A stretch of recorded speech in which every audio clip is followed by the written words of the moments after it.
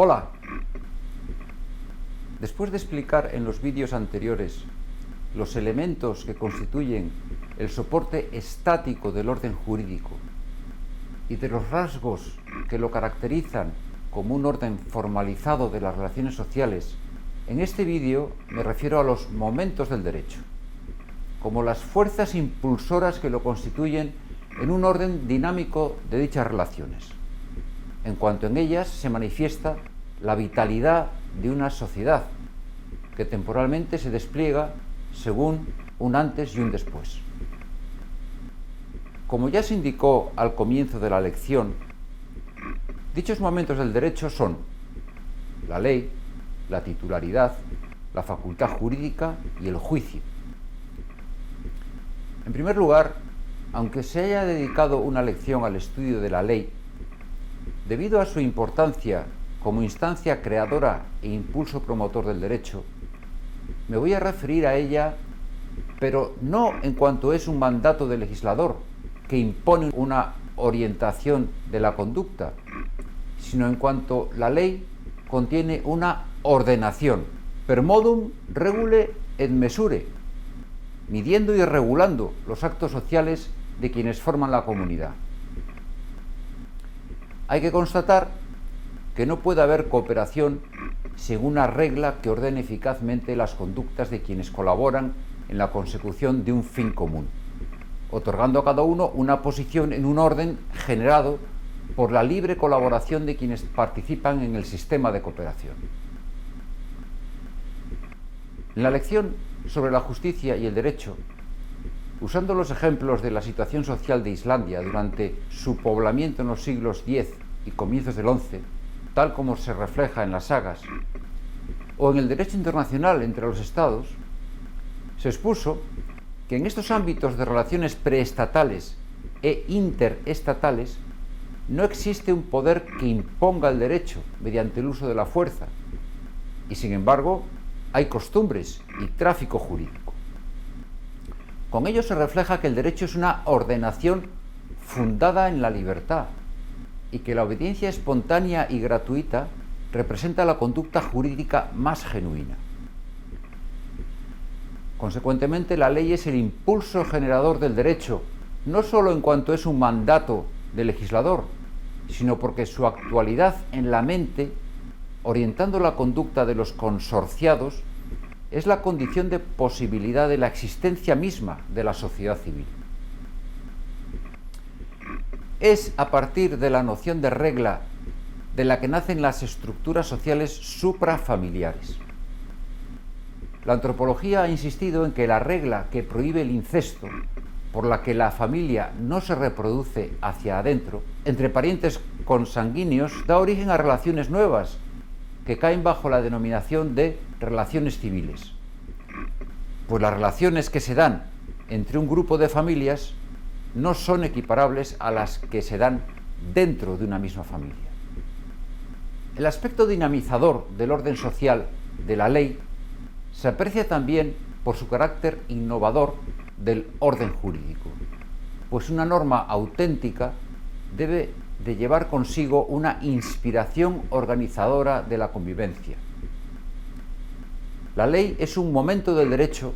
porque en ella se funda la existencia misma de las relaciones civiles, porque es un mandato del legislador,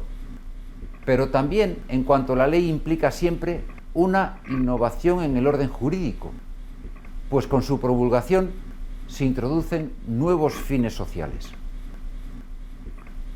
Las normas meramente declarativas, las de interpretación auténtica o las abundantes normas administrativas que facultan a órganos estatales para ejercer actos de gobierno o de administración, publicadas en el mismo texto monótono de los boletines oficiales en los que se publican las leyes, no son propiamente leyes, sino reglamentos de organización o disposiciones que añaden regulaciones a unos derechos ya existentes, pues no implican una innovación de los bienes o fines sociales que inspiran las leyes que reconocen dichos derechos. Hay que considerar, sin embargo, que lo que se denomina el directum de la ley, por el que se cristalizan determinadas relaciones sociales, y se establecen criterios generales de resolución de conflictos antes de que se produzcan en la realidad, no es una estructuración mecánica de la vida social, pues no ordena las conductas de los destinatarios como si fueran piezas de una máquina, cada una con una función ya definida, sino que establece una ordenación de seres libres, de sujetos autorreferentes, cada uno con una destinación que se agota en sí misma, incomunicable y exclusiva de cada uno. Por ello, la norma jurídica reconoce derechos y deberes como cauces objetivos que abren horizontes inspiradores de posibilidades de actuar, dando espacio a la impronta personal en la realización del orden social, a la vez que responsabiliza a quienes la transgreden. Por ello, el orden jurídico positivo establecido se dirige a la consecución de fines comunes, contando con la impronta personal de quienes participan en él, a la vez que realizan un proyecto vital que es único de cada uno. Como indica el profesor Polo en relación con el derecho de propiedad,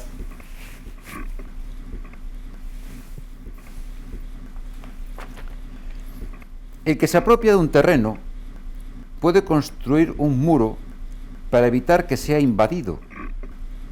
o guardarla en una caja fuerte si se trata de una cosa mueble.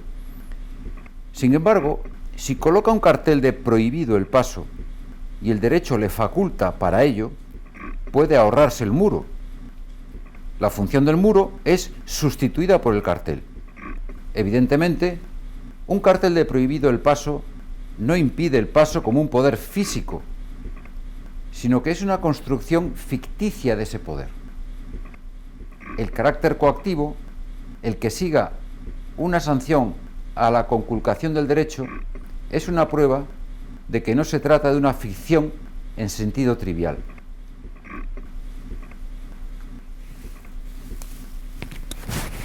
Con ello, es evidente que el derecho amplía la capacidad natural del propietario del campo,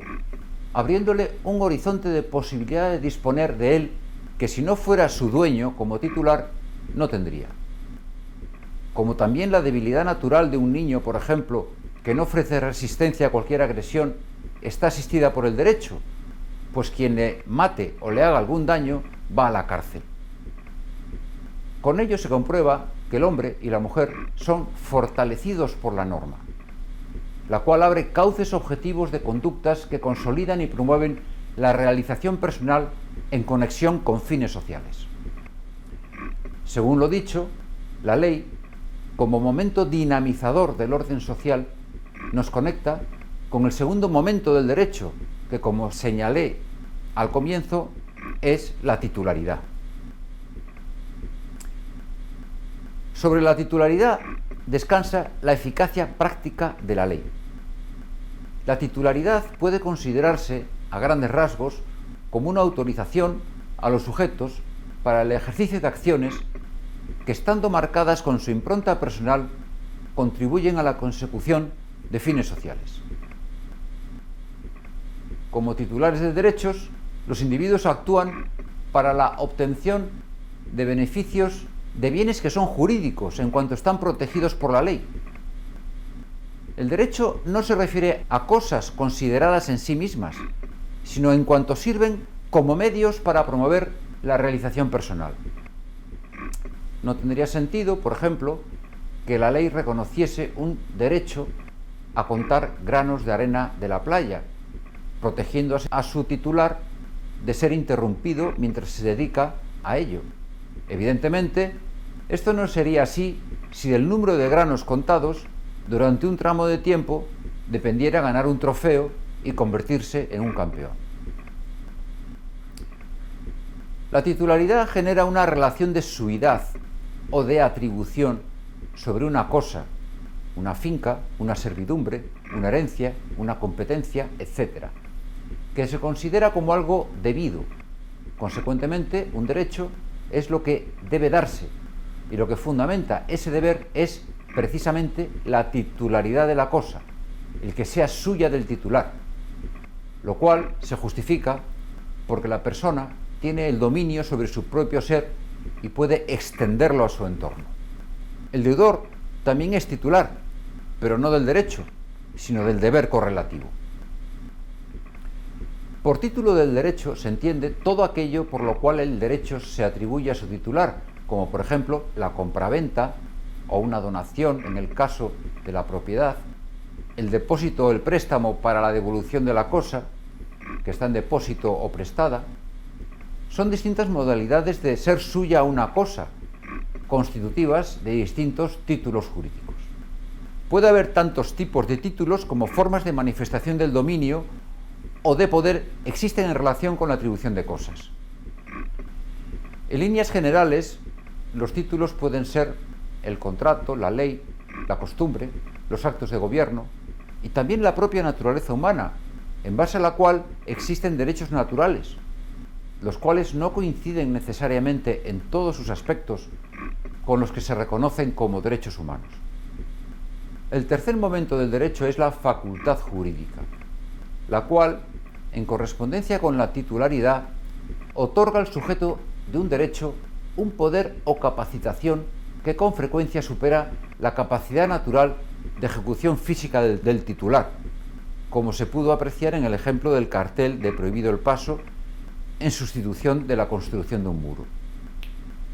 Por ello, se puede decir que el derecho funciona como una coraza que protege a su titular de interferencias injustas. Siendo múltiples los objetos posibles de una facultad jurídica, pueden reducirse a tres: la facultad de hacer, facultas agendi; la facultad de tener, facultas possidendi; y la facultad de exigir, facultas exigendi,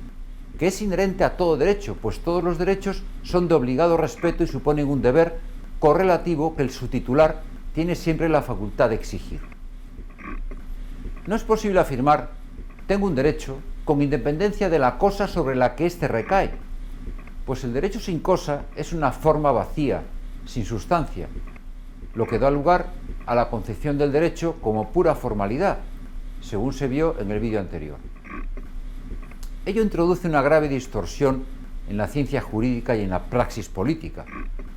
pues supondría, por ejemplo, el reconocimiento de mi derecho a viajar a Marte, según el derecho abstracto a la libertad de circulación, aunque todavía no haya naves espaciales para llevarme allí, ni tenga el dinero para pagar el importe del billete si fuera posible hacer el viaje. Consecuentemente, los denominados derechos subjetivos constituyen un factor o elemento propio de la existencia de un derecho, como manifestaciones suyas, entre las que se encuentra la facultad de exigir, pero no existen con independencia del derecho, sino como facultades jurídicas en conexión estricta con la titularidad, constituyendo otro de los momentos dinamizadores del orden jurídico. El último momento del derecho es el juicio. A pesar del legalismo jurídico predominante en la actualidad, según el cual los derechos están en las leyes, concebidas mentalmente y caracterizadas por la generalidad de su formulación, a la hora de determinar efectivamente el jus, es decir, un derecho concreto, cuando se produce una controversia, la formulación legal no suele ser suficiente y con frecuencia puede generar resultados injustos, ya que ningún conflicto entre personas está resuelto en la ley antes de que se produzca. Por ello, a pesar del legalismo,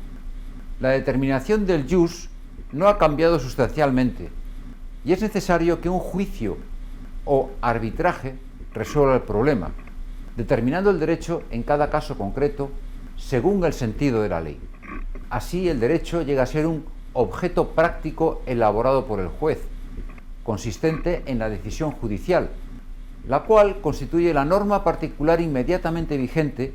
que las partes involucradas en la controversia han de poner por obra como resolución suya. Consecuentemente, el juicio es el arte cognoscitivo cuyo resultado es el conocimiento del jus, según el cual se ajusta una relación convirtiéndola en justa. La norma particular que contiene la resolución judicial como objeto práctico descubierto y declarado por el juez se constituye en un título para otorgar y recibir las prestaciones establecidas en esta norma judicial y correlativamente el título faculta para aprovechar el bien cuya vulneración generó el conflicto, fundamentando el acto de entrega del mismo por el que el conflicto se resuelve. Con ello se aprecia la importancia del proceso para la generación del derecho por el judex, también llamado árbitro, quien prudencialmente establece lo justo, restableciendo el equilibrio según un término medio relativo a los bienes en conflicto, denominado en la terminología clásica el medium rei. De esta forma, el juicio, entendido como un ars juris, como un arte jurídico, constituye el momento dinámico del derecho, por el cual el modelo de relación social, concebido mentalmente en la ley, se hace realidad en la vida social. Sin embargo, en las relaciones humanas no todo es justicia. Hay también otros deberes, como la solidaridad, la benevolencia, la moderación y otras virtudes que han de armonizarse con el deber de justicia y que el juicio ha de tomar en consideración, con lo cual se aprecia su dinamismo como momento del derecho. La armonización del deber de justicia con los deberes derivados de otros valores sociales da lugar a lo equitativo, que constituye el objeto de la equidad como noción jurídica. Por la equidad se atempera el deber y se acomoda el derecho, disminuyendo o dulcificando la deuda o dilatando la perentoriedad de los plazos en los que la obligación debería ser cumplida. Esta atemperación unas veces procede de la benignidad, como ocurre cuando las penas que en justicia son debidas se alivian o se perdonan, y otras de la solidaridad o de la moderación necesaria para que el rigor de la justicia no dañe otros valores no menos importantes. En cuanto el derecho es un fenómeno dinámico, quienes pueden aplicar la equidad son tanto el juez como el gobernante, y también el titular del derecho, en los casos en los que es imposible que éste reciba lo que le corresponde, lo cual enerva la prestación debida en estricta justicia, según el principio ad impossibilia nemo tenetur. Nadie está obligado a realizar lo imposible. Por la equidad puede sustituirse lo que es debido en justicia por una compensación equitativa que disminuya y atempere el perjuicio del titular del derecho que ha sido vulnerado. Para terminar, me refiero a la conexión que existe entre los momentos del derecho a los que me acabo de referir, por los que el orden jurídico se manifiesta como un orden nunca acabado, una realidad viva que continuamente se realiza a través de la concurrencia y desenvolvimiento de los mismos. Dicha conexión no se produce por derivación de unos momentos de otros, al modo de una conexión causa-efecto. La ley, como momento generador del derecho e impulso innovador del orden social, no es la causa exclusiva de la existencia de un derecho, ni un título jurídico con el haz de facultades correspondientes de su titular tampoco, ni una situación jurídica que el juez haya de ajustar, sino que todos los momentos concurren en la realización del derecho, contribuyendo a su génesis y a su vigencia como un compuesto pluriprincipal que incluye todos sus momentos y que no existiría o perdería su vigencia a falta de alguno de ellos. Se puede afirmar, con el profesor Hervada, que la unidad del derecho la proporciona la interdependencia existencial de cada uno de estos momentos con respecto a los demás. Termino aquí este vídeo y os espero en el siguiente, en el que comenzaré con la explicación de la lección 7. Hasta entonces, adiós.